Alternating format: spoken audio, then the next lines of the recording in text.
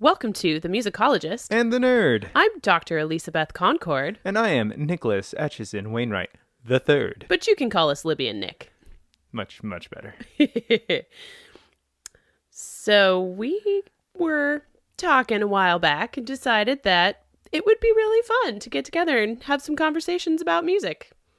Yeah, it turns out that when you have somebody with a PhD in musicology, like Miss Libby over there, and somebody who is just a general nerd about music, we have long, drawn-out conversations that tend to bore our friends.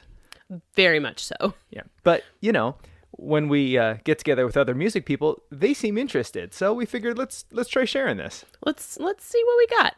So this is sort of our Get to Know You podcast. We are thinking that we will tell you a little bit about ourselves, and then we will introduce you to kind of our musical taste by telling you our top 5 favorite musicals, a little bit about them, why we like them, how they relate to our lives, and then we'll tell you what we're listening to. What's on our iPod? Oh, that sounds so old. You're old, Libby. I know I am. Let's just admit it. But yeah, and this is, like she said, just an intro. We are definitely not only musical people. It's just part of our taste because we're general music nerds. And a little disclaimer, shall we say. While I do have a doctorate and Nick is a giant nerd, we are by no means professionals. So, we're kind of armchair music people, armchair musicologists, if you will. So we give you the best information we have, but, we could be wrong too. We're still humans. Yeah, maybe. Okay, well, let's kick it off with Libby. Let's let Libby kind of give her little bio, where she came from and why she does what she does. Sure. So how did I become a musicologist? Well, I grew up here on San Juan Island in a very musical family. My grandpa on my mom's side was a Christian church preacher in Oregon, and for most of his life, he traveled the Pacific Northwest singing sermons, which sounds like a very funny thing to do, but people loved it, particularly older people in Christian churches. And he would take his Bose machine and travel all over the place, often with me in tow, singing different sermons to people.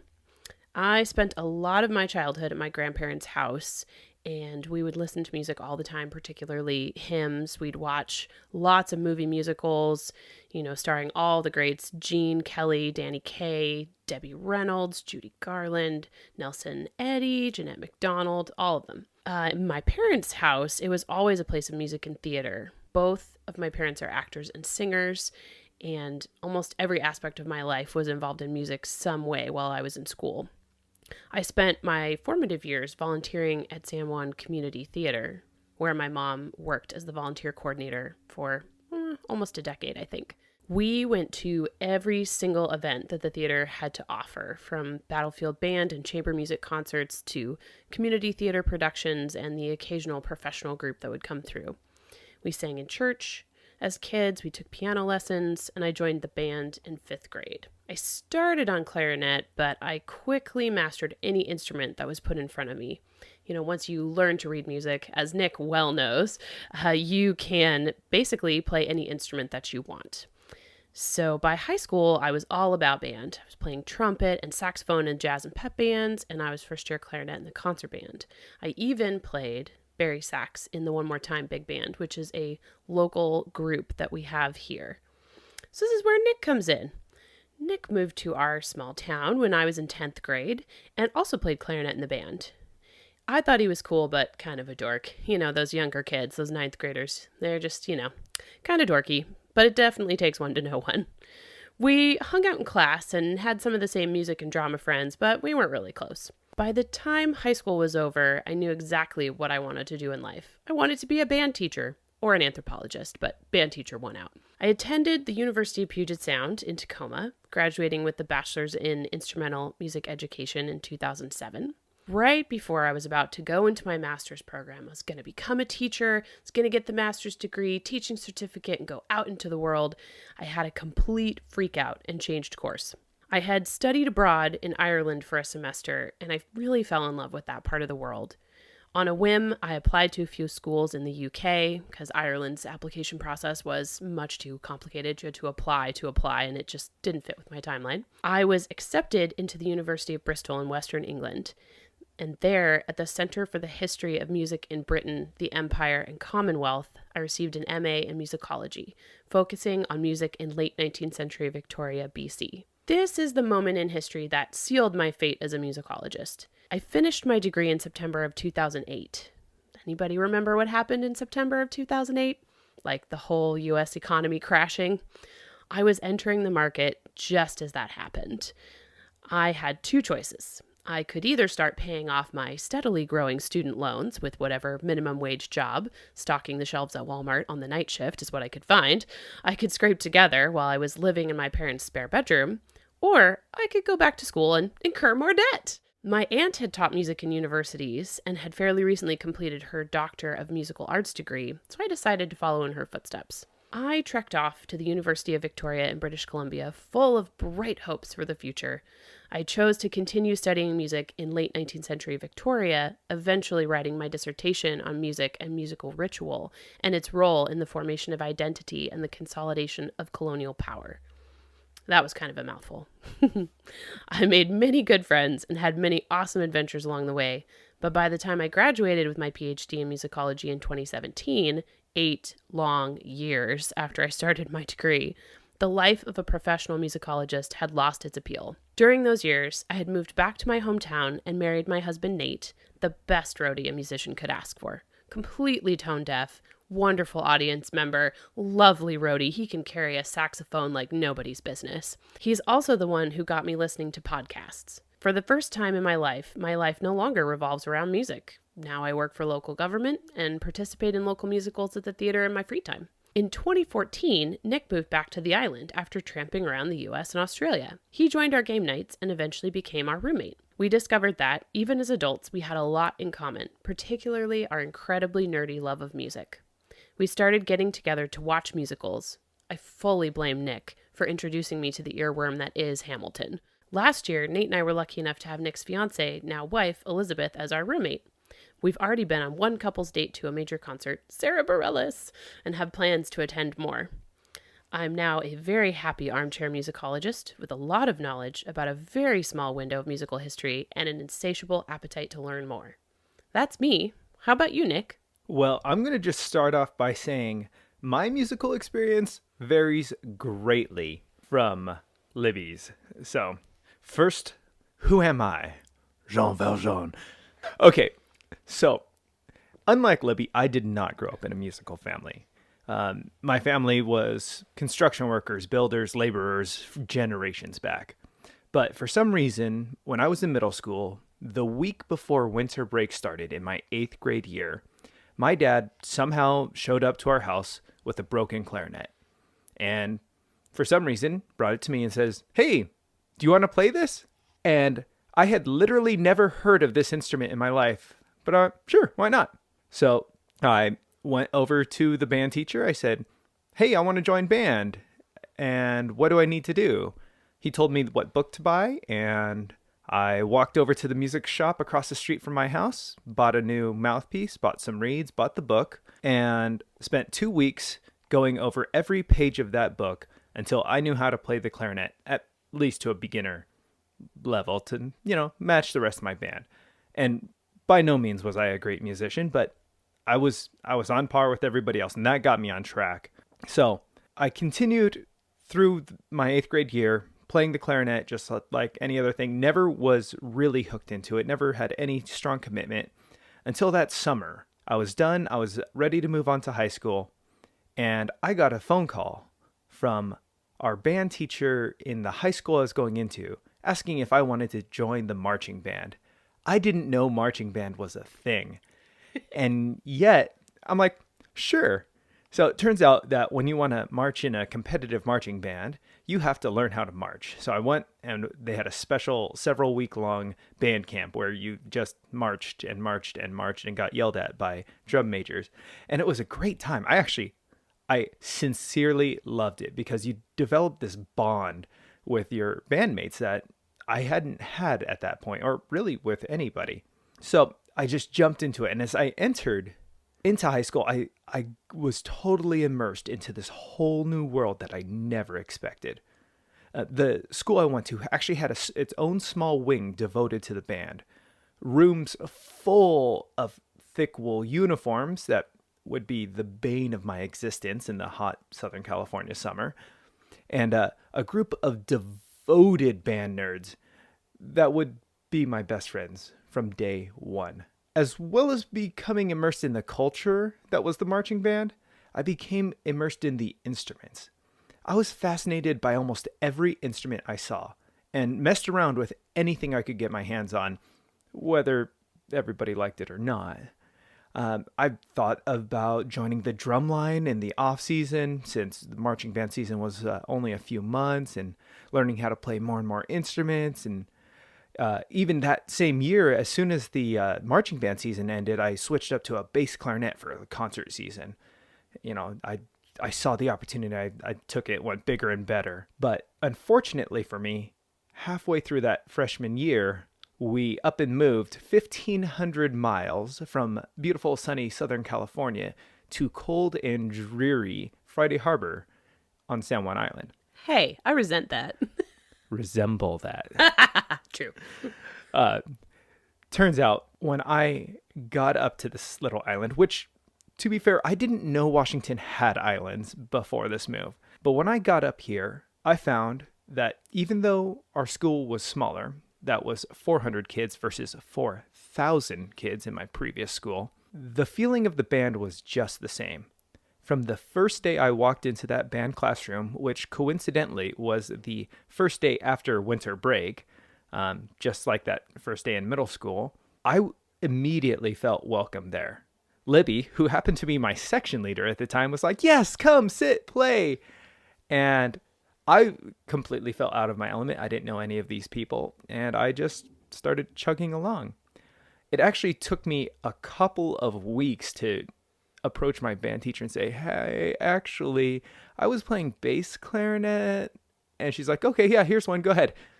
And I was off. That was I felt like the coolest kid there. Yeah, I mean, bass clarinet, cool instrument, right? Anyways, so over the years, I really fell into my own in the school, and I worked my way up. I continued messing around with every instrument I could, and this time friends were more than eager of letting me try them out. I learned that a trumpet is really tricky to get the right pitch on. The tuba was so much fun to play. I enjoyed that, and I learned that really only a masochist would ever try to play the French horn. You're so right. I never thought about it that way, but you're so right. The luckiest thing for me, though, is my last couple of years of high school, I got to move up to the B-flat contrabass clarinet, which I still attest is the coolest instrument in the world, and one I would love to own if I get the chance one day. But sadly, once I left high school, my musical opportunities faded away. As Libby said, I started trouncing around the world a bit. I ended up living in Australia for a couple years.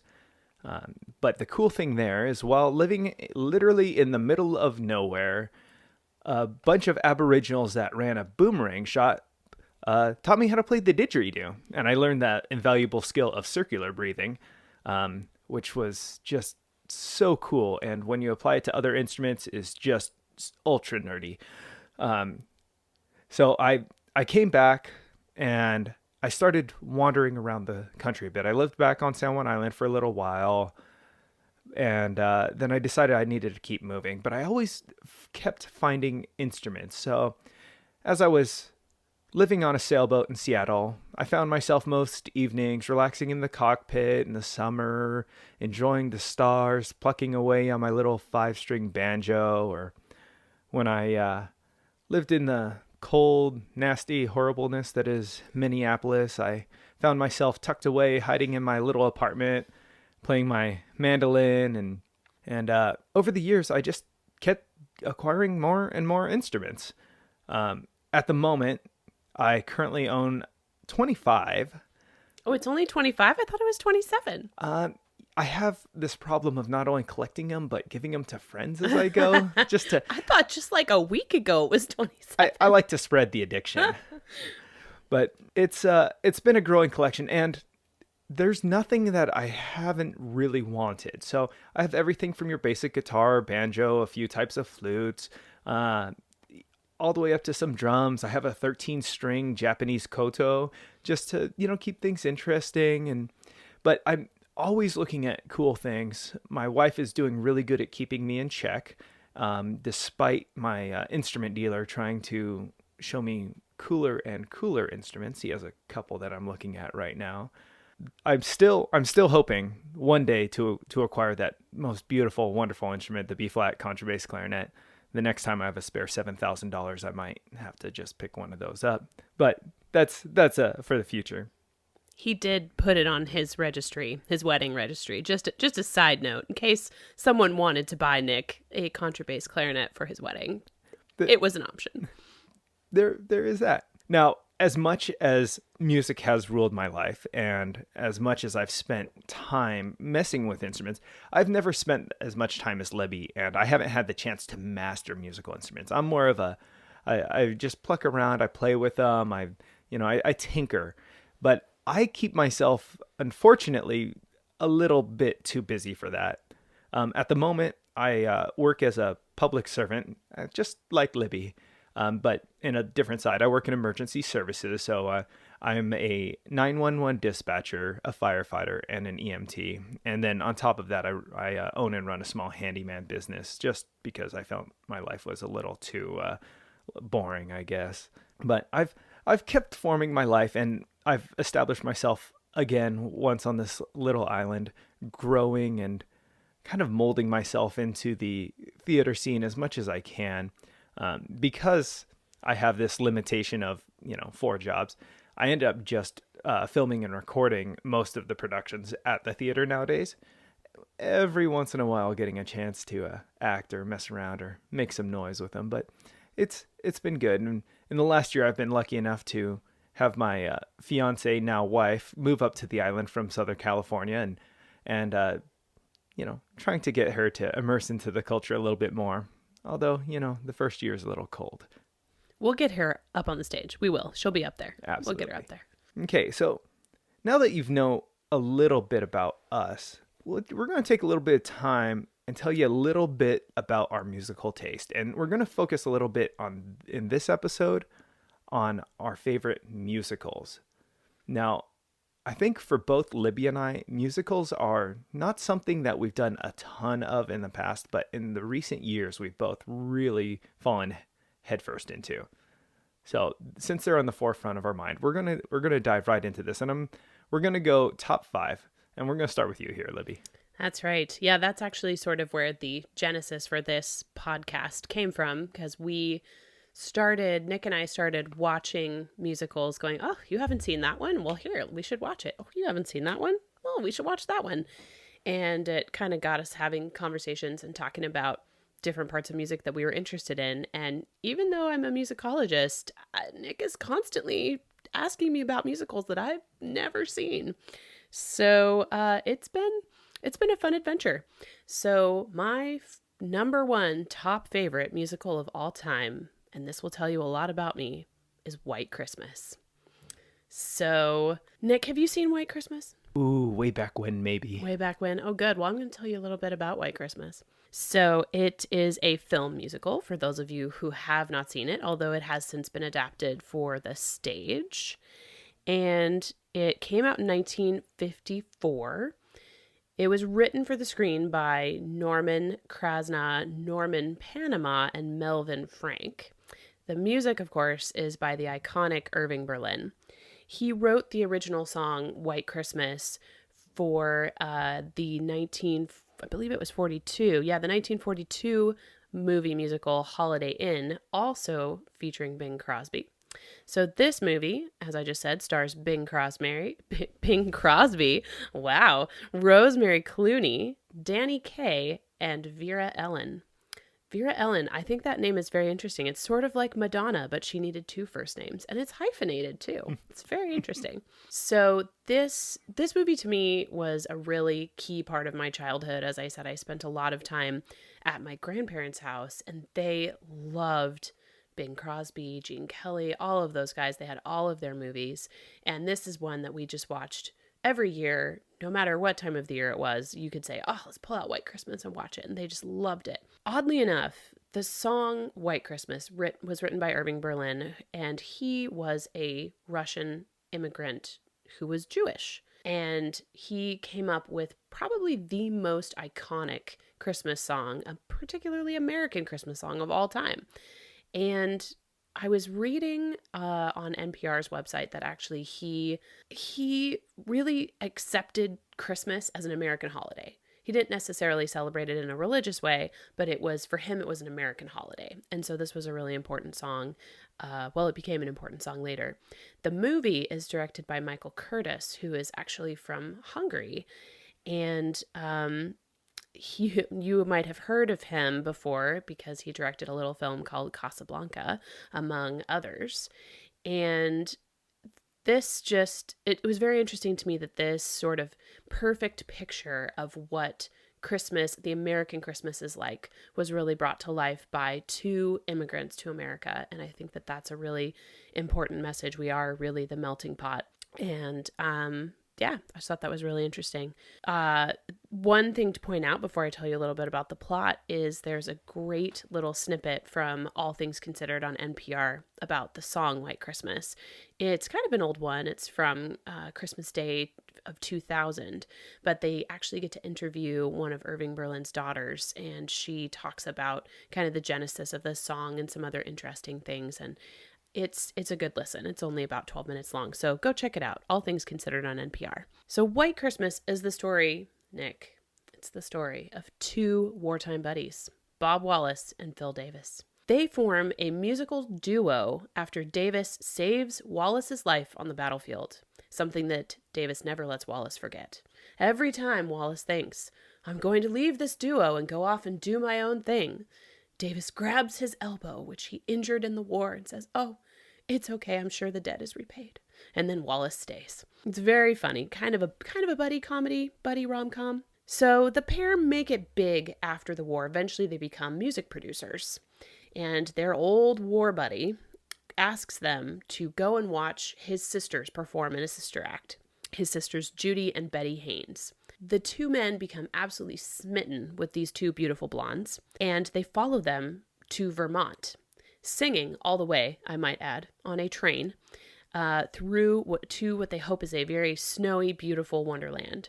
The sisters are booked at a Vermont inn where they are going to do a performance over the Christmas holidays. By chance, the inn is owned by the men's highly venerated former commanding officer, General Waverly. At the beginning of the movie, we see Wallace and Davis taking part in a performance for the troops at the front line. And at the end of the performance, it really turns into a goodbye ceremony for General Waverly, who is being sent home from the war. And this is the moment when Davis saves Wallace's life. So back at the inn, in an effort to help Waverly save his failing business, Wallace and Davis bring their entire gigantic production crew up to the inn and host a giant Christmas musical show in Waverly's honor. In the end, each guy gets the girl of his dreams, and the whole cast sings Irving Berlin's iconic White Christmas as snow falls heavily outside. Yeah, it's a really fun musical. It's a feel-good musical, and it is it's a musical based on one particular composer. So they essentially said, we have all of these good songs that you've written, let's put them together in a musical. So it's kind of perfect, actually, that there is a performance taking place in the musical, because it ties together all these songs that really have absolutely nothing in common. And yeah, so that's White Christmas. It's one of my childhood favorites. Okay, so I'm going to mix things up a little in every way here. Oh. So, first of all, I'm going to go from fifth to first. Oh, wow. And then I'm going to start with a absolute not classic, but, a new modern classic. Ooh. So, we're going with my number 5 top favorite musical.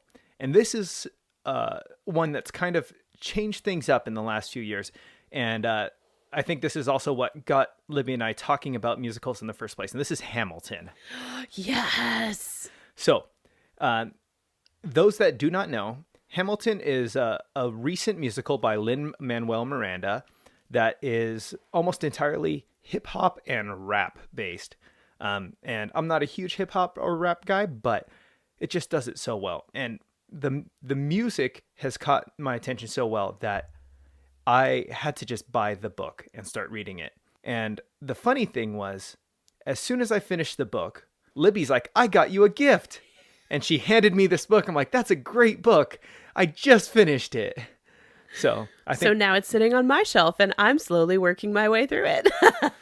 the book is Alexander Hamilton by Ron Chernow. If you haven't read it, read it. It's great. And it also just puts the whole musical into context and shows you how grossly misrepresented the whole cast is.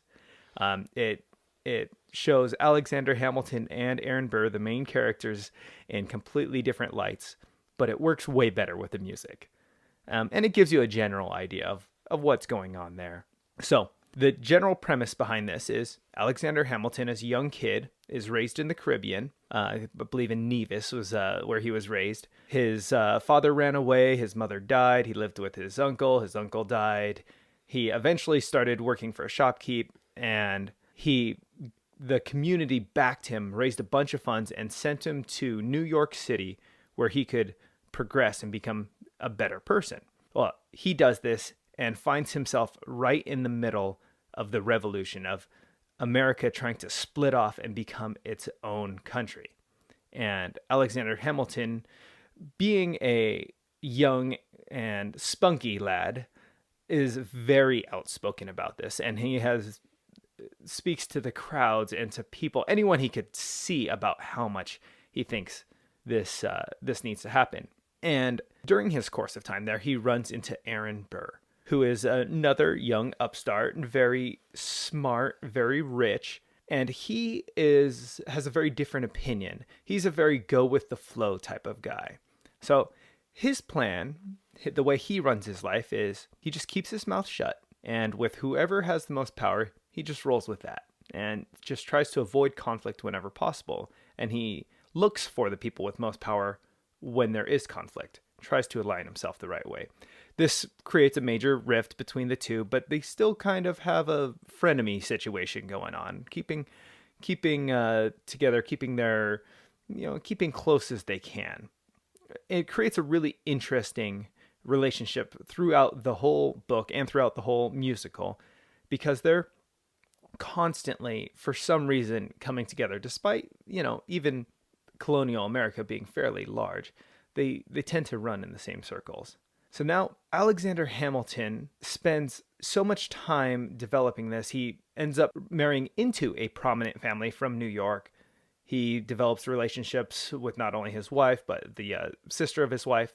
Here's one of those major riffs. The musical states that he had a bit of a, love for his sister-in-law. In actuality, it looks like there was pretty much nothing there at all. They were just friends that liked to communicate. But it goes on, and it creates some amazing songs between those two. Amazing. Libby is nodding her head. I think yes, it definitely does. I don't want to interrupt your flow, but I'm in total agreement. So it creates this great story about how he develops as a person, how he peaks as a human, how he falls after cheating on his wife, which did indeed happen. And surprisingly not with her sister. Yeah, that's the odd thing. How he was extorted, and then how he had to prove that the extortion money that came out of his account wasn't from ill dealings with the government by kind of just giving away that he had an affair. Really an interesting story there.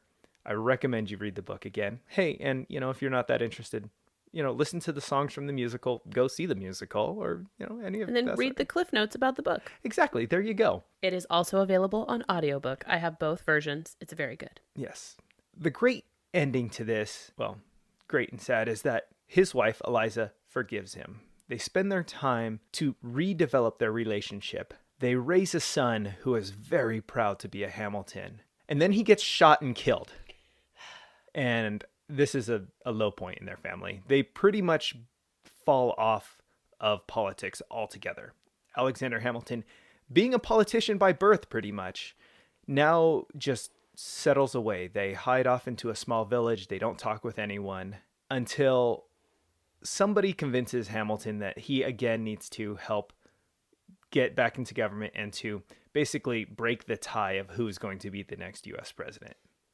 And guess what? His old frenemy, Aaron Burr, is on the race. And guess what? Alexander Hamilton, not a big fan. Nope. So when he convinces Congress that they should not get Burr into office, Burr then becomes vice president because for some reason at that point, runner-up became vice president. Soon to change after that. And Aaron Burr takes great personal offense to this and basically claims, your whole life you've tried to ruin my life. And you are a scoundrel. Let's duel. So they do their thing. Alexander Hamilton really can't refute it. In fact, in his letters, he's like, you're going to have to cite something more specific. There are so many countless. Let me list some of them even. That was one of the funniest moments. And I think that's a true historical moment too in his letters. Absolutely is. In his letters, this is all documented. Actually starts counting them out and says, you need to be more specific here. I've got to say, I can kind of see Aaron Burr's point. That's a little bit annoying. Yeah. Alexander Hamilton, nothing if not cocky. So they load into large white rowboats, as they would back then. They row across the river from New York to New Jersey, because at the time, New Jersey was kind of a lawless wasteland. Fine, it's still a lawless wasteland. Okay, so they're sitting there on this field, right on basically as close to New York as you can get. And Hamilton, in his older age, puts on his glasses, starts making sure he knows what to do. It has been several years since the war at this time. He hasn't held a gun in a long time. He's going over it, making sure everything works right. And that's when he realizes that he's in the same spot that his son had dueled years before and where his son had died. And he's looking around, and this is where Aaron Burr starts to get a little nervous. Now, at the time, there was a common practice in dueling where honorable men would just shoot up into the air, and that was it. That just like, yes, our duel is good. But Aaron Burr gets pretty nervous because he sees him put on his glasses. He thinks he's trying to take good aim. He sees him really messing with the trigger, like, oh, he wants to really know how to shoot me. And he's looking around like he knows where he wants to put my body. So that is very creepy. Right? Yeah. So they take their spots. They turn. They face each other. Alexander Hamilton shoots up to the sky and gets shot just shot right in the chest by Aaron Burr. Which, oddly enough, is kind of the way his son died, too. Pretty much sure the same his son thing. Also shot into the air and then was himself shot. Yep. And immediately, they had a doctor on the site. They loaded him into this rowboat, rowed him back to New York, and they pretty much said, you're a dead man, do what you can. They called a priest, they called his family, everything together, and he died. Now, the interesting thing about Aaron Burr here is, despite what they say in the musical, he didn't immediately reform and think himself a greater, or remorseful about what he did. But later in life, he did say, if I had read more and if I had had better thoughts, I might have, changed my mind. I might have not done this. But he was still kind of an ass. He ended up running state to state as they were trying to convict him of this crime, because dueling was illegal at the time, as it is, I believe, now. Hopefully. Yeah. And eventually just retired in shame and hiding away somewhere. If I read the book again, I could probably tell you where. So that's Hamilton, and that's my number 5. All right, Libby, go with your number 2. Oh, man. Well, see, we had to have a little bit of pre-discussion about our top favorites, and Hamilton was going to be my number 5, but in a very tough race, I changed it out with something else. It was up there. Yes. And again, I would like to point out that Nick is the one who introduced me to Hamilton. I too said, no, I'm not really into hip hop and rap. I don't think I'm going to like this musical, and I can't get enough of it. Yeah, I think it's really interesting the way that they don't take race into account when they cast the musical, and that sort of in an operatic way they replace what would be dialogue or maybe recitative with rap. I thought that was a fascinating idea. So my number 2 favorite, if I can avoid tapping the microphone, apologies to everyone out there. My number 2 favorite musical is anything with Gene Kelly. Wow, that's specific. I know, right? Actually, though, my number 2 specific favorite musical is Singing in the Rain. Again, thanks to my grandparents, whose vast VHS collection introduced this into my life. So, this movie musical is from 1952. It stars Gene Kelly, of course, Donald O'Connor, and Debbie Reynolds. Now, while I was researching this, I thought it was really interesting because I had spent my entire life thinking that it was Danny Kaye in this musical, not Donald O'Connor, who plays Gene Kelly's buddy. And sure enough, when I went and looked, it was not. It was Donald O'Connor. But the two men, look very similar. And as a child, I just assumed they were the same person. So that was an interesting thing to learn as an adult. So the premise of this movie is that Gene Kelly, or Don Lockwood, as he's known in the film, is a silent film star, and he is forced by the powerful 1920s Hollywood studios to pretend to have a love affair with his beautiful but otherwise repugnant and ditzy co-star Lena Lamont. And if you watch the movie, she's just grating. She just really gets on your nerves. By chance, Don meets actress, in quotations, actress, Kathy Selden. She belittles him and yet somehow captivates him. She makes fun of him for not really being a real actor. How can you be a real actor if you're in a silent film? Acting is about all aspects of theater, about singing and talking and expression. And how can you express if there's no sound? After they part ways, because Dawn has climbed into her car and she thinks she's being carjacked. So after she drops him off, Dawn spends the next few weeks trying to figure out where she went and who she is. And he searches through the stars of the screen and stage and tries to figure out who is this mystery girl. And then at a studio party, she pops out of a cake. And it's just, I mean, yeah, here she is. She's actually a chorus girl.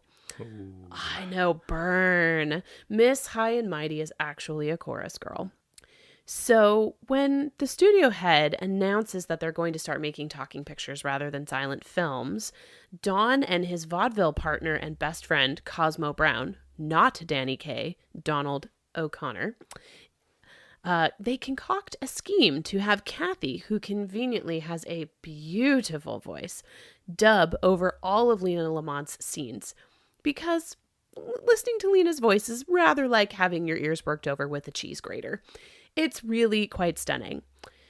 So Kathy goes and dubs all of Lena's lines, all of her singing in the film, and it causes no end of hilarity because Lena is very easily offended and actually doesn't know that her voice is going to be dubbed.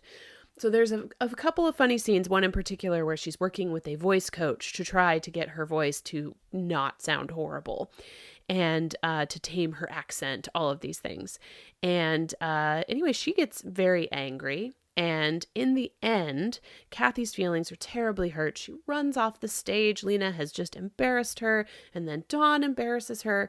But in the end, it all works out. Dawn and Kathy get together, and they star in their own film, Singing in the Rain. Oh, what a coincidence. Oh, I know. How funny, right? So this musical kind of captivated me as a kid because it was, again, it's a musical where they have some pre-designated songs that they put together and they go, oh, perfect, we'll make a show out of these. Most of them are not related in any way. Some of the titles are Fit as a Fiddle and Ready for Love, which is hilarious to watch. Singing in the Rain, of course. Make 'em Laugh. And there's this really interesting montage called Beautiful Girl, which goes through a whole bunch of different songs.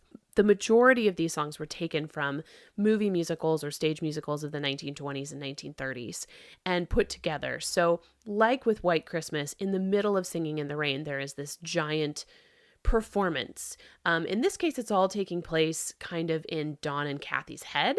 And they go through the beautiful girl montage and all of these things. And they essentially string together these great songs to a loosely fitting plot.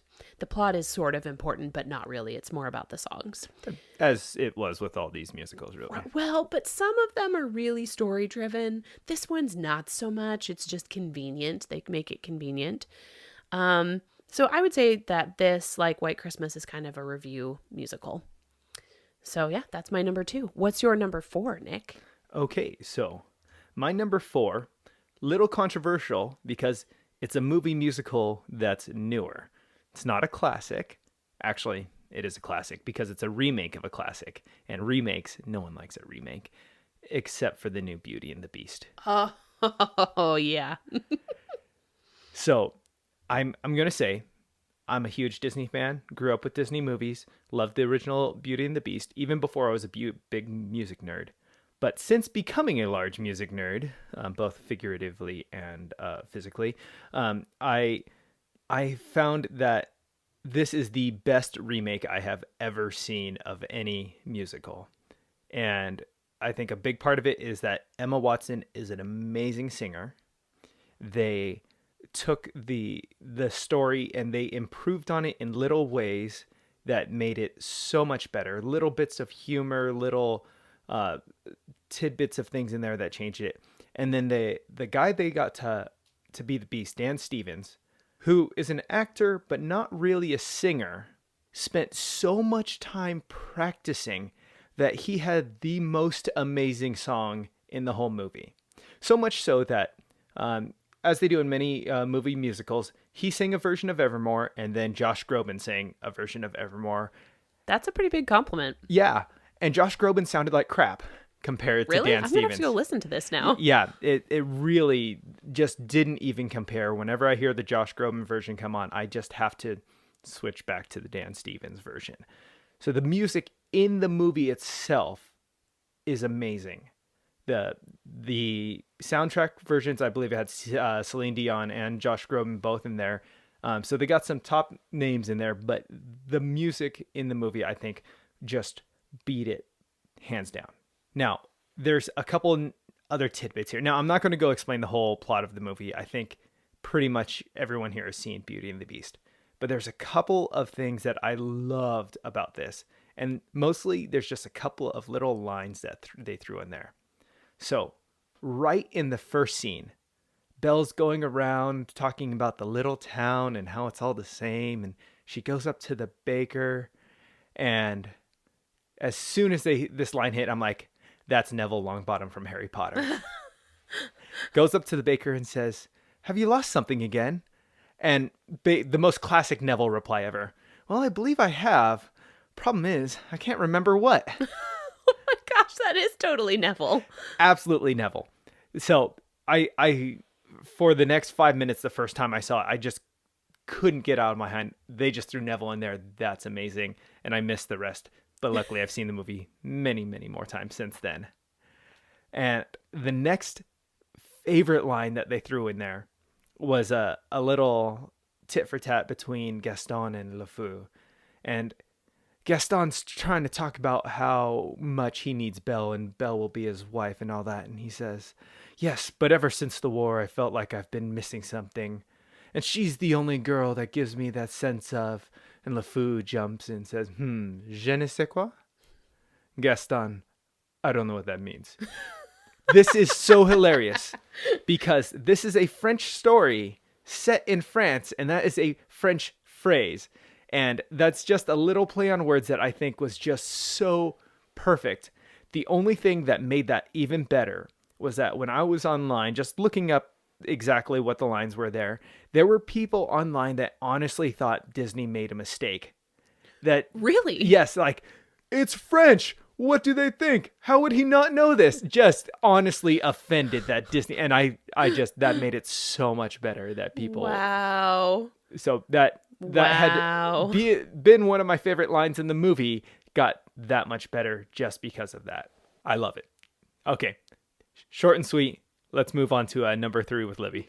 Beauty and the Beast was great. That was a good one. So I think that Nick and my number three might actually be the same. That's true. That's true. Should we say it at the same time? Okay. Rent. So I'm actually going to make Nick read what he wrote down for the plot description of Rent before I talk about it because it's just freaking hilarious. Short and sweet. So many drama queens, never really talking about anything but singing about them instead, but it has a huge diversity in songs and people. Yeah. See, I thought that was great. I thought that was a really good description. So many drama queens. I know, right? But you just got to love all of them. Although recently I've developed a couple of issues with one particular drama queen, but I'll talk about that in a minute.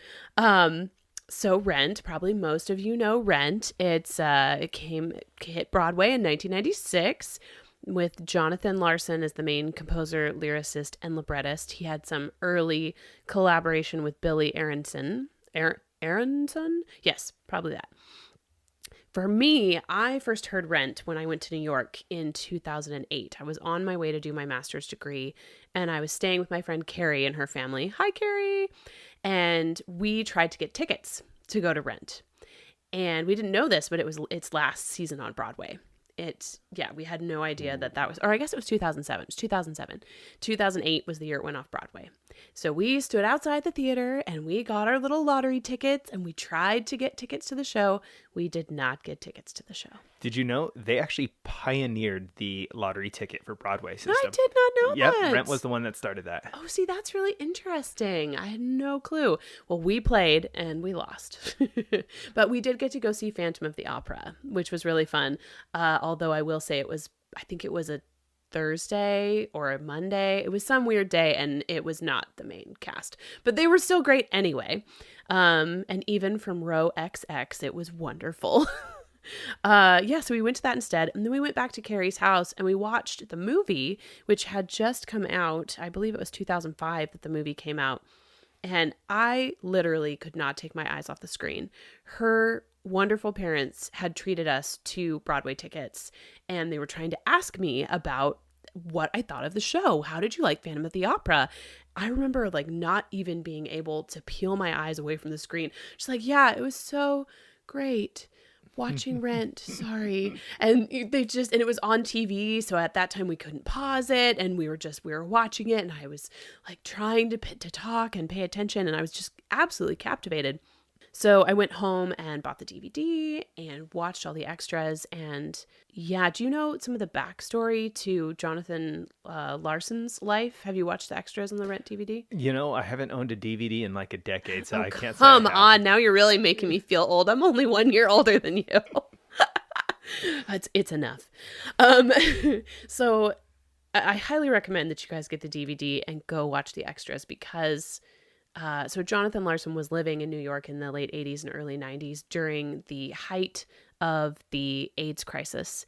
And while Alphabet City was in absolute uproar, and if you ever want to see read a very compelling true story, go and check out information on people being kicked out of Alphabet City. It was essentially like a war was started in New York. It was crazy. So he worked and worked and worked on this musical. He finished it and then spent years workshopping it. And on opening, or it was the final dress rehearsal, they had invited a critic from the New York Times to come and review the musical. And Jonathan Larson sat down and did an interview with the guy, and it was great. It was his first interview with the New York Times. That night, he died of an aneurysm. I think it was an aortic aneurysm that was totally undiagnosed. Nobody knew it was going to happen. And so for opening night of the show, the cast stood or sat and did not block the show at all and just sang it and cried all the way through. And you watch the extras and it's just heart-wrenching. You just wish you could go and say, oh, you might have, I think it's Marfan's disease. You might have this disease and it could kill you. It's gonna kill you. You need to get help. And Jonathan Larson never really got to see his show in all of its glory. It won a Tony, it won a Pulitzer, and it was one of the longest running shows on Broadway. So it's just incredibly sad. He brought this amazing musical into being and then died, and he was really young. I don't know exactly how young, but I think in his 20s or 30s. So it's very young. Yeah. So what else did you want to say about this? I have a couple more tidbits, but So that was actually one that I had on my list as well, about him never getting to see his show come to fruition there. But one of the really cool things is when Rent was in its like opening rough draft phases there, just starting to show people to what it was like. One of the original producers, they came, or a couple of them, they came and they watched the show. And at the end of the first act, Light My Candle came on, and they were blown away. So at intermission, they went back and said, "We want to fund your show." And the reply was, "Do you want to see the second act?" I think that's a fair question. Yeah. So it was funded before the second act even began. Wow, I didn't know that. Yeah, that's one of the coolest things. And I mean, when you sit there and you listen to Light My Candle, you kind of get it. That's funny though. That wouldn't be the song that I would peg to be like, yes, this is it. Mind you, this was still a rough draft, so the story wasn't actually fully intact there. It kind of jumped around a bit. The producers couldn't really follow what was going on, but they were still enthralled by it. They loved the whole sound and the feeling of it, but they didn't actually know what was going on. But they knew a good thing when they saw it. Yes. It was a diamond in the rough. Exactly. Yeah. That's interesting.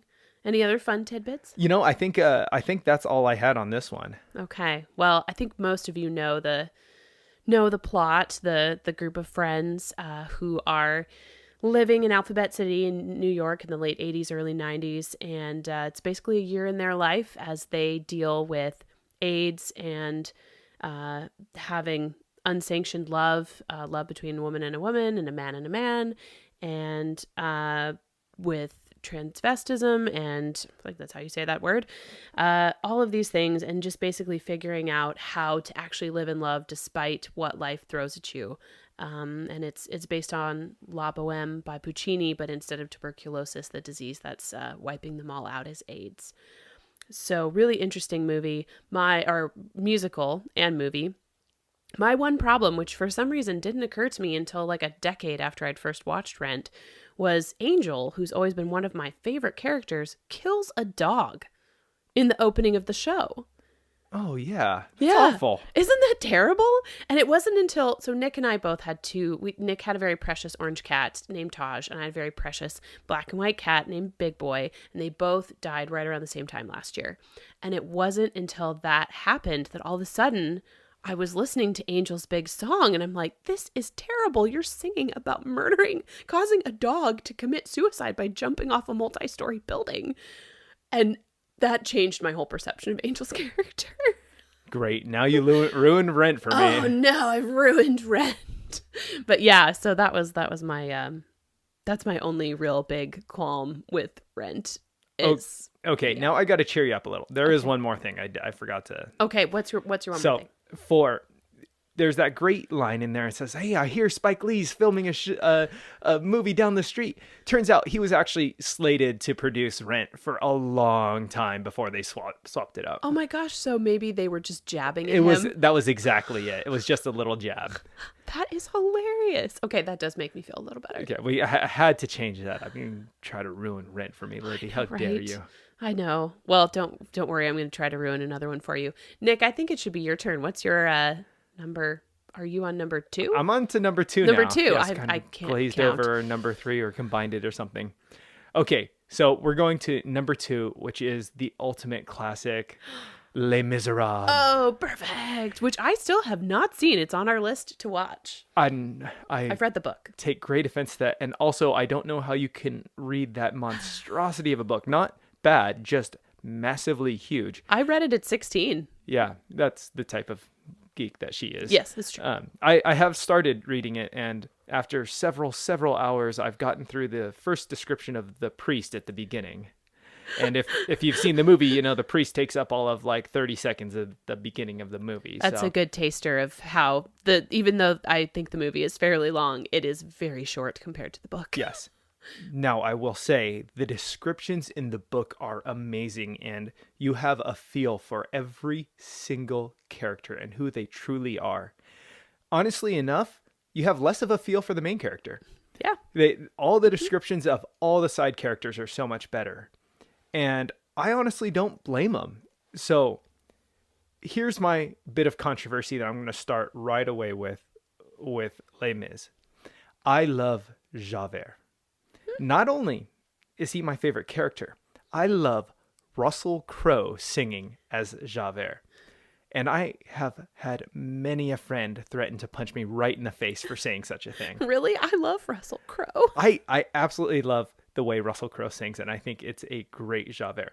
And I think it's a point of controversy that I stick to my bones by.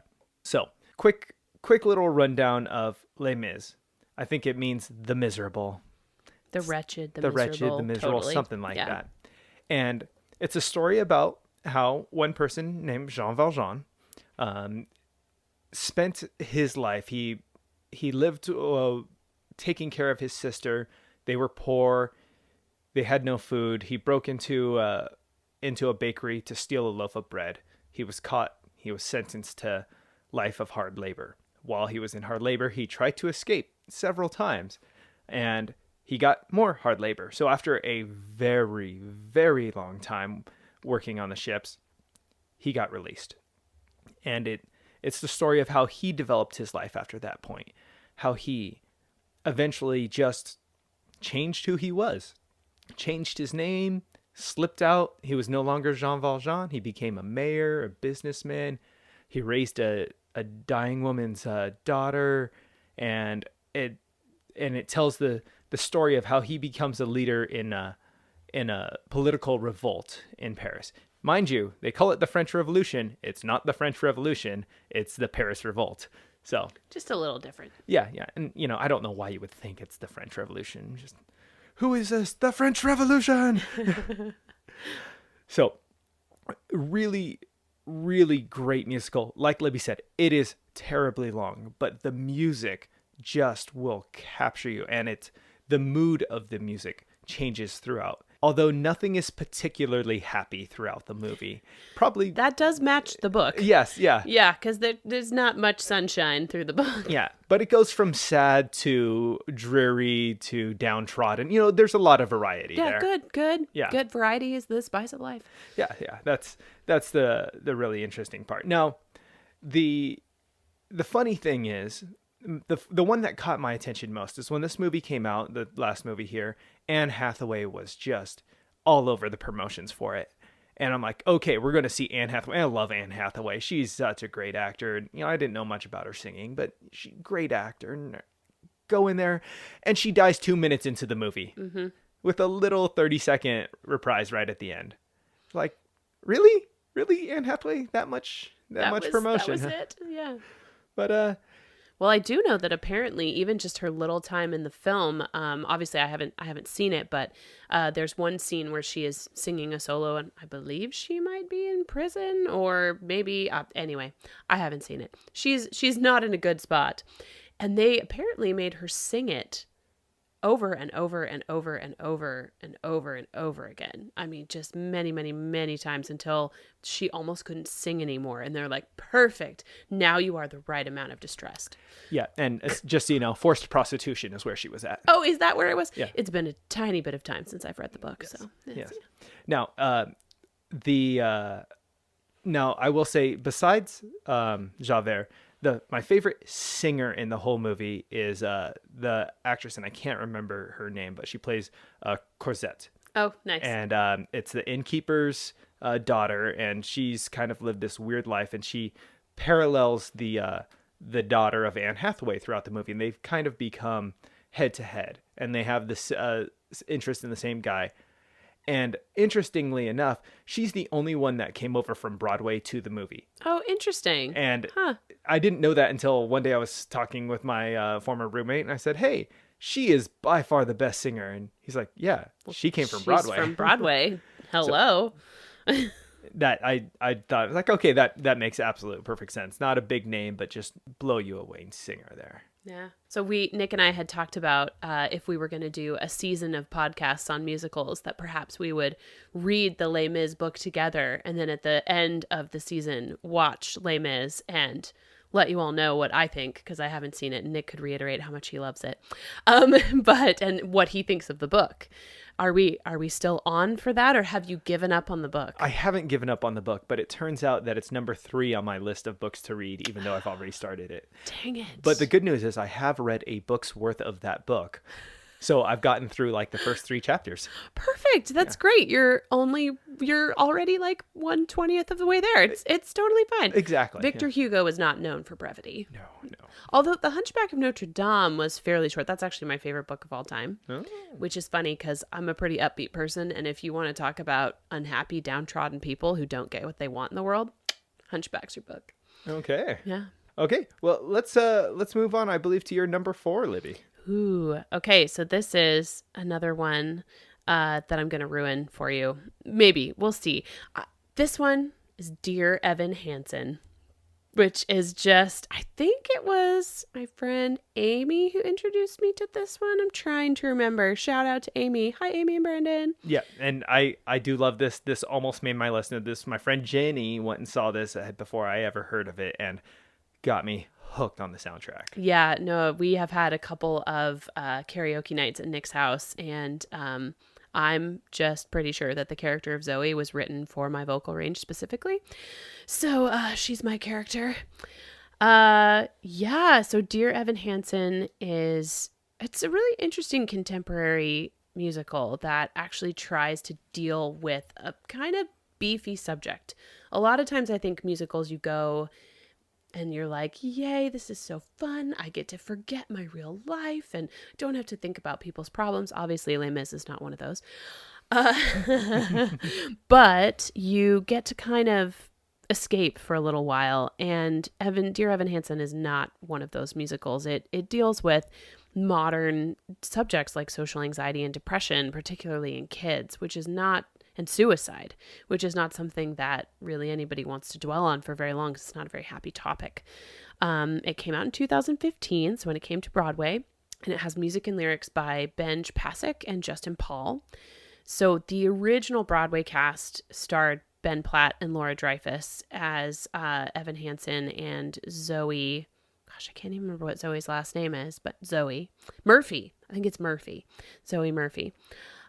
So the story is basically about Evan, who is a teenage boy with social anxiety and depression.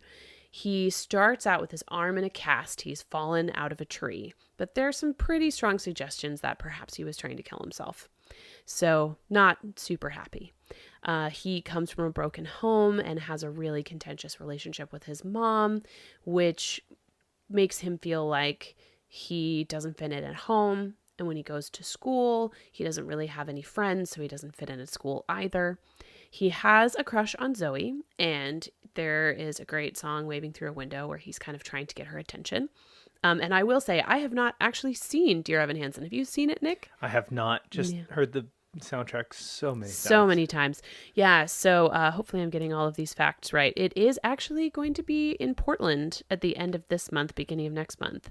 I don't think I'm going to make it, but I keep trying to talk Nate into driving down to Portland for one night and see a show and driving back.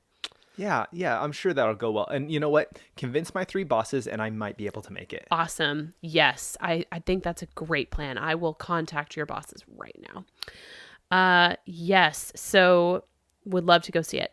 So Evan has a crush on Zoe, and her brother Connor is also dealing with depression, but in a very different way from Evan. He is smoking pot and bullying other kids, one of whom is Evan himself. So Evan's therapist suggests that he starts writing letters to himself about how his life's going to improve, things that he's dealing with. It's sort of a way to do a diary, but kind of makes it, pumps it up, makes it positive. Talk about the positive things in his life. So he writes this letter, Dear Evan Hansen, blah, blah, blah, blah, blah. Well, Connor finds the letter, and his sister Zoe is mentioned in it, and he thinks that Evan is making fun of him. And so he takes the letter and ends up committing suicide. And the letter is found in his pocket. And so somehow this causes Evan and his couple of kind of friends that he has to go on this crusade. They start a Facebook page and a campaign to honor Connor's memory. And Evan starts spinning these stories that he and Connor were actually very good friends. Partially, this happens because he wants to get close to Zoe, and partially because he wants to get close to her seemingly perfect family. So, through this whole chain of events, Evan ends up alienating the friends he does have. He alienates his mom. He lies to Zoe and her family, and he and Zoe start dating. It's kind of a weird premise, to be totally honest. And in the end, it's discovered that Evan has lied. He and Zoe part ways, and kind of life sort of goes back to normal. He and his mom make up. So the story, it deals with some really hard topics, and I think that overall it's really good. I think these things need to be talked about on stage, and the music is just, I mean, it's just stunning. It's absolutely gorgeous. And there's so many songs. A lot of times you listen to a soundtrack and you listen to song 1, you skip songs 2 and 3, and then you listen to song 4. This one, I think there's maybe one song that I skip when I listen to it. All the rest of them are just absolutely gorgeous. Could listen to them forever. So while I was researching this, I found an article that was from the New Yorker, and it talked about and kind of voiced some of the problems that I have with this musical as much as I love it. And it's titled Pop Psychology on Stage in Dear Evan Hansen. And so the author, Hilton Als, this is from December of 2016, he was captivated by the first act. He thought it was fantastic. They're bringing up great issues. This is really great. And he particularly liked Ben Platt's performance. He thought he was just amazing as Evan Hansen. By the second half, he's like, there's some major problems with the psychology that's presented in this musical.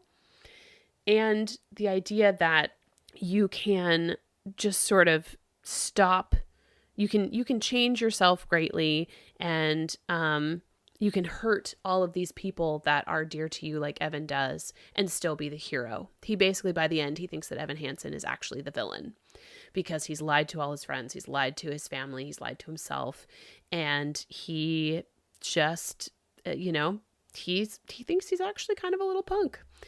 And anyway, it's a very interesting read. You can find it online, and he just kind of talks about how he wishes that they had used some actual psychology in it rather than what he calls pop psychology, and dug a little deeper into why Evan turned out to be such an asshole.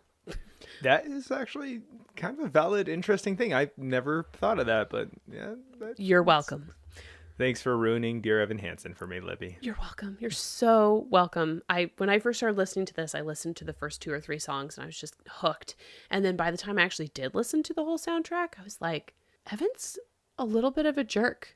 Like, I think we've all been there. We've all wanted that perfect world, and we've all been, he's sort of trapped in a web of his own lies.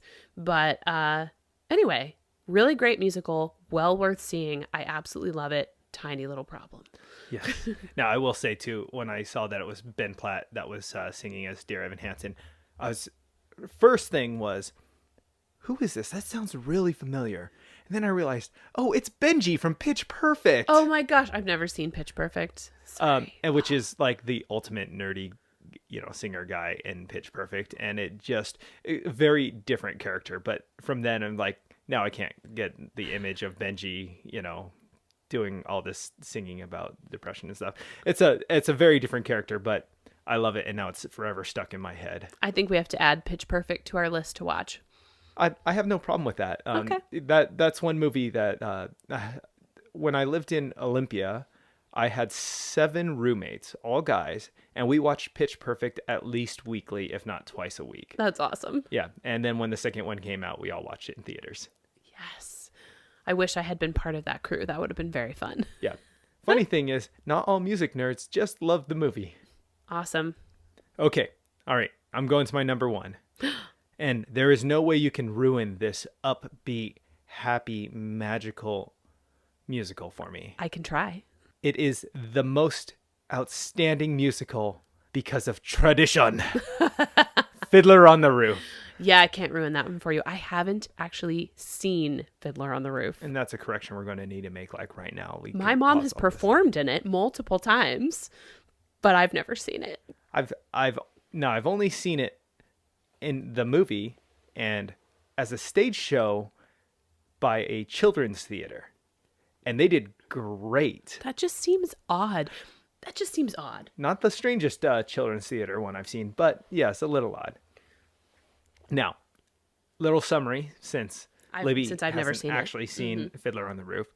It's about the plight of Russian Jews in a little town in Russia, and basically how the communist government is just oppressing them, how they're trying to stick to their traditions, and how to keep their culture and their religion alive.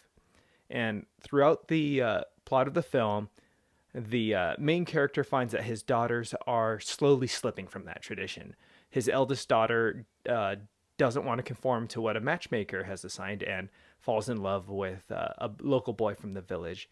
And one of his younger daughters falls in love with a Russian. And this creates a great rift in their family. And then amongst that, they get kicked out of their village, and all the Jews are forced out of Russia. So, yeah, that's basically the story of being a Jew, unfortunately. You're kicked out of somewhere. That's exactly it. They went from humble means to, no, we don't want you here at all anymore. That's unfortunate. But what makes this musical amazing is, first of all, the music. It's timeless. It's been going on forever, and the music never gets old. And second of all is that even though it's telling an old story, it's one that you can constantly relate to, that constantly will conform and change to what's going on now. We all have traditions. We all have things that we have been doing forever. And people are going to change that. And the best thing you could do is continue to show love, despite them not doing what you want, but being able to embrace them for who they are and being able to continually show love. It took the family a while for them to adapt in Fiddler here. But at the end, they were still a family, divided, separate in different towns, but there was still that love for each other. And you don't really see that till the very last scene where he finally accepts it. Now, Libby, I'm going to have to make a correction here because we're going to go watch it. Then you're going to be stuck listening to the music for at least a month. It's another earworm. Yes. And then every time I say tradition, you're going to throw up your hands and tradition. I'm excited about this. And then I'll go to work and throw up my hands and go tradition. And they'll all look at me like, who are you? Exactly. But this is by far my number one favorite musical. I'm just scouring at Libby right now. I'm just ashamed that she hasn't seen it, and that's something we're going to fix very, very soon. This might jeopardize our friendship. Just a little. Just a little. Okay. All right. All right. Should I do my number 5? Let's go to your number 5. Okay. Well, before we do that, I brought you something to look at. So my 5th favorite musical, and this is one I was just recently introduced to, is Shrek the Musical.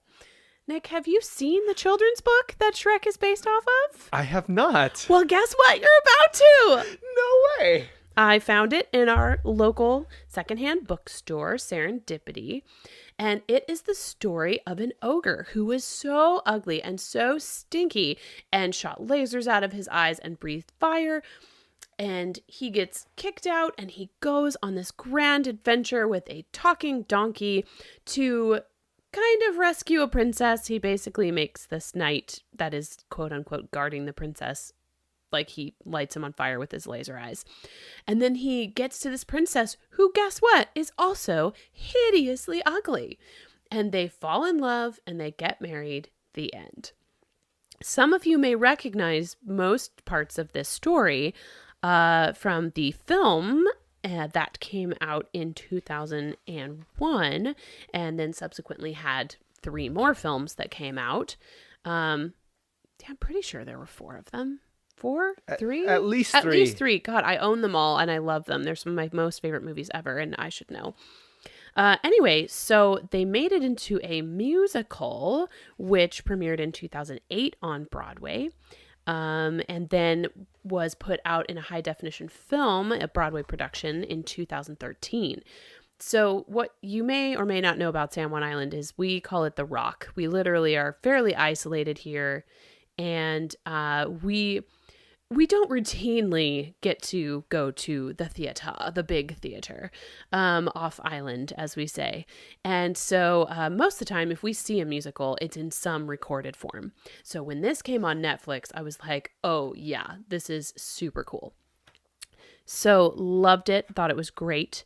The original Broadway cast starred Brian Darcy James as Shrek and Sutton Foster as Fiona, who is amazing. She's great. So the musical follows basically the same story as the movie, and Shrek gets his castle, or not his castle, his swamp, invaded by fairy tale creatures. He then goes on a quest to see Lord Farquaad to get them removed, and ends up going on another quest with this talking donkey who has sort of attached himself to Shrek, to rescue Princess Fiona. Princess Fiona is a princess by day and an ogre by night because she was cursed, and she can only take love's true form when she has love's true kiss, love's one kiss. So she thinks she's going off to marry Farquaad, and in the course of their trip back to his castle, she actually falls in love with Shrek, and Shrek falls in love with her, and it's a great story. Essentially, the moral is that love can't really be defined by a fairy tale or a storybook, and that you kind of have to make your own story, and that everybody, no matter what they look like or who they are, deserves to be loved. Great story, right? Real fun. Yes, and on that, I just thumbed through this book that you handed me, and I found the best line. I'm ready. Okay, said the princess, your nose is so hairy. Oh, let us not tarry. Your look is so scary.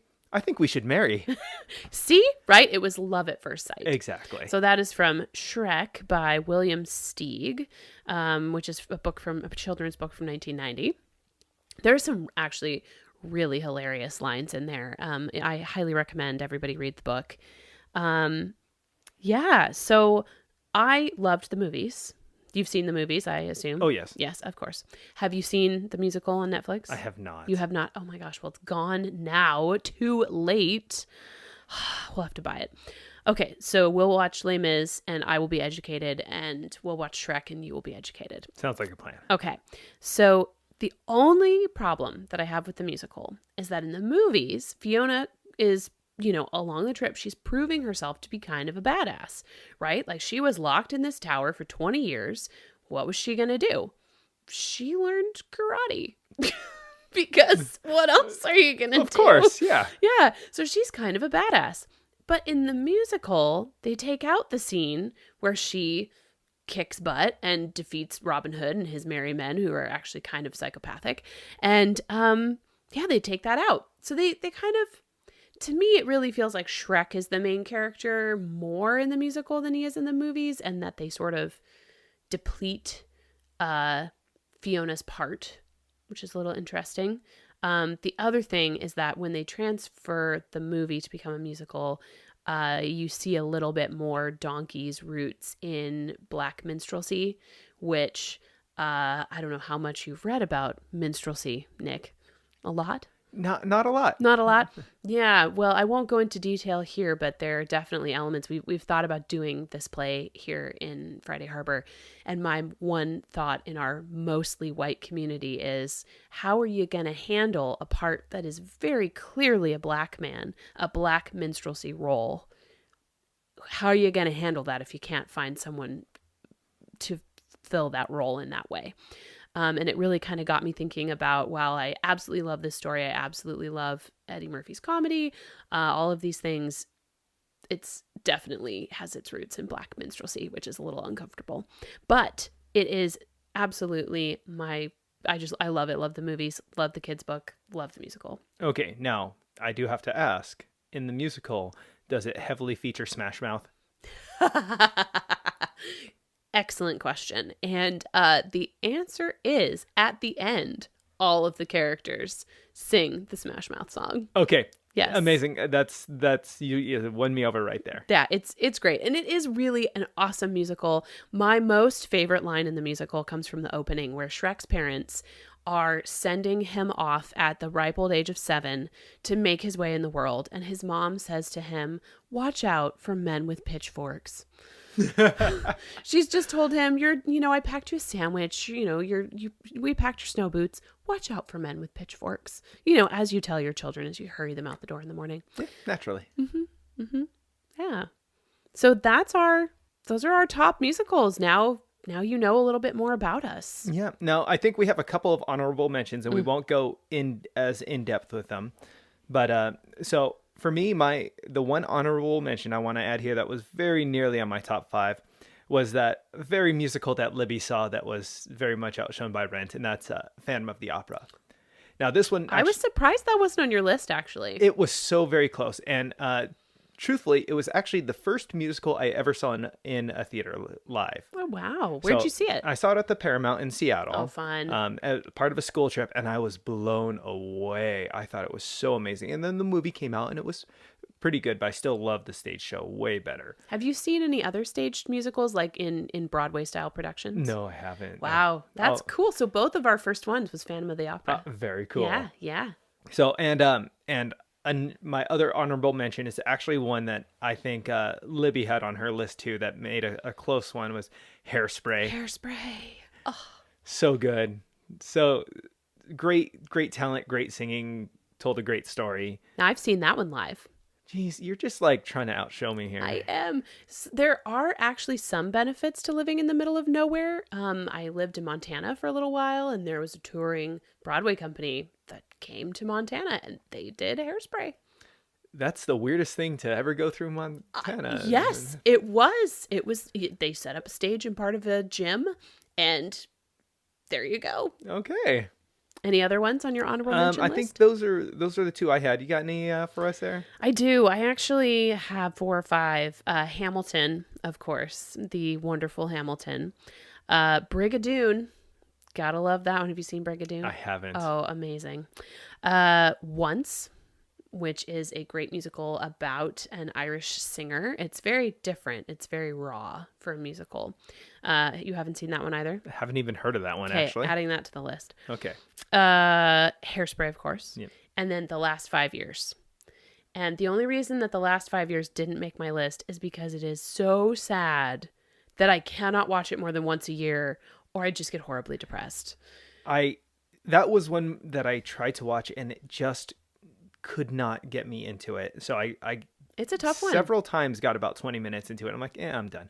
Well, and it's there. I found myself multiple times, and I've only seen the movie version, but watching the movie version and going, you could have made a different choice there. This is the part where you just get a divorce. I hate to be cruel, but it's just right here. You should just get a divorce. I'm sorry. So yeah, I absolutely love that musical, but there are definitely a few times where they could have made different choices. Mm-hmm. Mm-hmm. So Nick, what's on your playlist right now? What are you listening to? Okay, so first of all, I have both a diverse musical repertoire, and I listen to things to death over and over and over again. Your poor wife. Yes. At least I wear headphones most of the time. Yeah, she's not a big fan. I'll be sitting in my office. I do video editing, and I'll just have the same album on repeat. So recently, just a couple months ago, my wife, myself, Libby, and her husband all got to go, as she mentioned earlier, to see Sarah Bareilles. Yay! And it heavily featured her newest album, which I hadn't heard much of. Which we were all shocked by. Yes. So I've been playing that album on repeat for a couple months. I think I'm just about out of that. And at work, my coworkers and I have for some reason got onto movie soundtracks. So we've just been going through movie soundtracks like crazy. So of course Beauty and the Beast is on there. But then I realized that while I had heard, I never really fully embraced the soundtrack that is Tarzan by Phil Collins. Oh, one of my favorites. So good. It's so amazing. So and you said you haven't seen the movie? I've seen parts of the movie. Okay, we're adding that to our list too. Never seen it fully through. I've seen the movie. I played the video game. I love it. Yeah, such a great soundtrack. And then another recent one that I had never actually seen the movie until about 2 weeks ago was Prince of Egypt. And such a great soundtrack. And the one that actually got me into that was I came across a cover of one of the songs. I'm like, this is an amazing song. Then I realized it was a cover, dug deeper into it, and then I started listening to the soundtrack. This is an amazing soundtrack. Doesn't that story actually go that your awesome coworker was like, dude, don't you know that this is from Prince of Egypt? That's pretty much Yeah, it, I'm pretty sure Jasmine put you in your place. Yeah. Shout out to Jasmine. Yes. So it's there's been some interesting things, and now I'm not usually one to just sit down and watch a movie. At least not recently. I have a tendency to keep very busy in my life, so I've created a list of movies that I now need to watch based solely on how amazing their soundtracks have been. So the list is growing. Libby's going to force me to watch some. My wife is going to force me to watch some, but I will watch some. And we will probably force our spouses to watch them, which I think it is well worth saying that Nick's wife, Elizabeth, is a huge Disney fan, which is awesome. And I did not choose any Disney films for my top 5 because my top 5 would only have been Disney films, Disney musicals. So I think we need to do a whole separate episode specifically on Disney. I think that's a great idea. Now, there's a couple more here. Dear Evan Hansen got me into a bit of a Ben Platt theme, and I realized that not only does he sing in musicals, he's just generally a really good singer. So, as he comes out with more and more albums and more songs, I just keep getting hooked on the newest one. The one I've been listening to on repeat, one particular song called Older. If you haven't heard it. I haven't heard it. I need to get it. Yes, listen to that. And then Avi Copland. Now, I don't know who that is. Livy is giving me an interesting look, but have you heard of Pentatonics? Of course. He is the original bass singer from Pentatonics. Oh, of course. Of course. As any bass singer or player will tell you, you are never forefront of anything. I am the geek that played a 6-foot clarinet. I can tell you that wholeheartedly. Libby played... You didn't like those whole notes over bars and bars and bars? Yes. 18. At one point. Okay. Yes. But when you put this singer, who was this background bass singer, which he was good in his own right in Pentatonics, but when you put him in the forefront of his own group, he stands out so amazingly. His voice is amazingly smooth. And it's not all extreme bass stuff like they pushed in the a cappella group, but it's this smooth, flowing, and just kind of classic folky sound with a little bit of newer stuff thrown in there. So great artist on his own. Libby, you have to hear it. I have to check him out. My grandfather was a bass. He was a bass singer. I love bass singers. Yeah. Got to check it out. Okay, Libby, what's going through your playlist right now? Well, so when I'm working, I process invoices. When I'm doing that, Nick's giving me this look like, oh my God, how boring. It's actually really interesting. But, so I have on loop Hamilton, Dear Evan Hansen, Rent, and Shrek. That's basically just on loop. Also, this is sort of, I like hybrid songs. So Leslie Odom Jr. from Hamilton did a cover of Without You from Rent, which is just stunningly beautiful and kind of, plumbs the depths of the song, if you will. He adds a lot to it. It's not quite, he adds more emotion to it, if you could imagine that's possible. I also listened to Ben Platt and Lin-Manuel Miranda's Found Tonight, which is just so amazing. Oh, yes. Again, thank you, Amy and Brandon. Pretty sure Brandon was driving me home one night and was like, you have to hear this. I, like Nick, am a huge fan of movie soundtracks. We will definitely talk more about those in our show. The one I've been listening to lately is Thomas Newman's soundtrack from the movie Tolkien, which is a heart-wrenching movie, but the soundtrack is kind of like Finding Nemo and Lemony Snicket had a baby, and it's just hauntingly beautiful. So Thomas Newman has some real, my absolute favorite game is to go into a movie theater and before the show is over, be able to guess who the composer is. That is my absolute favorite game. And Thomas Newman has these little flares and flashes where you're like, oh, it couldn't be anybody else. It's got to be him. So I knew just in the part of the DVD before you hit play where it shows you little snippets of scenes. And I was like, wait, Nate, don't hit play. I know who this is. And I was right. I'm also falling back in love with Mumford & Sons. We had a rather painful rift, and that rift is known as their album from 2015, Wilder Mind. Their next album I liked better. So I'm kind of coming back to Mumford & Sons. That's what I'm listening to right now. Okay, excellent. Now, I know we're a little long-winded and our format's a little loose at this point, but we're going to be working on this. I think we're going to conclude for today, though. Yep. And we're going to wrap this up, and we're going to see if we could come up with something really fun for next time.